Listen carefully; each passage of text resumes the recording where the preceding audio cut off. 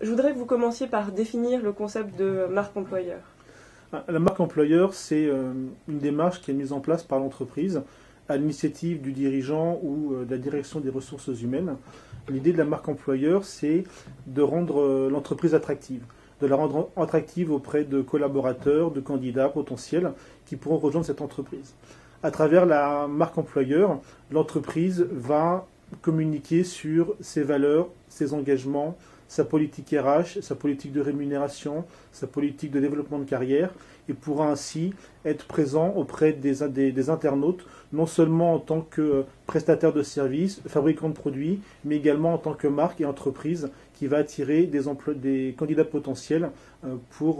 rejoindre l'entreprise. Donc c'est aussi une démarche qui favorise la fidélisation des employés, d'une certaine manière. L'idée, c'est d'être attractif à la fois en amont pour attirer les bons candidats, les meilleurs candidats, ceux qui pourront le mieux s'adapter à l'entreprise et à sa culture, et bien évidemment de pouvoir les conserver le plus longtemps possible.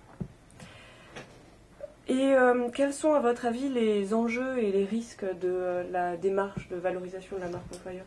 Les enjeux sont, pour moi, doubles aujourd'hui. Le premier, c'est que les salariés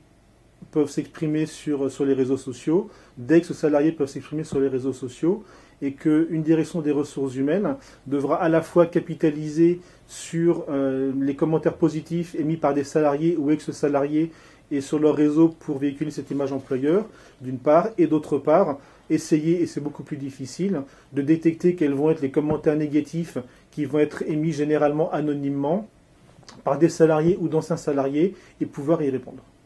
Est-ce que c'est une démarche de maîtrise des risques ou est-ce que c'est une démarche à l'initiative du dirigeant ?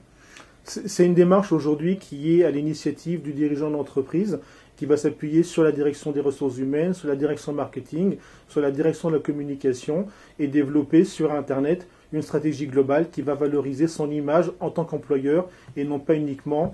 pour expliquer que ses produits et ses services sont les meilleurs, mais aussi rendre son entreprise la plus attractive possible.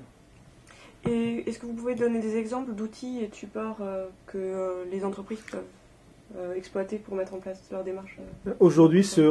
l'avantage sur Internet, c'est qu'on bénéficie d'une très grande variété de supports, qu'il faut au préalable définir quels sont ses objectifs, quelles cibles on veut atteindre, quels résultats on attend, et ensuite on saura s'il est opportun de créer un blog RH, d'avoir une web TV, de créer une chaîne sur YouTube ou de se relayer sur des outils plus classiques comme Facebook, Viadeo ou LinkedIn.